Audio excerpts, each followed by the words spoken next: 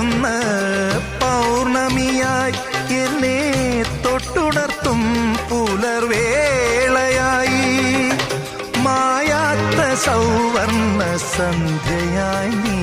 എൻ്റെ മാറിൽ മാലേയ സുഗന്ധമായി സുസ്മിതേ നീ വന്നു ഞാൻ വിസ്മിതനേത്രനായി നിന്നു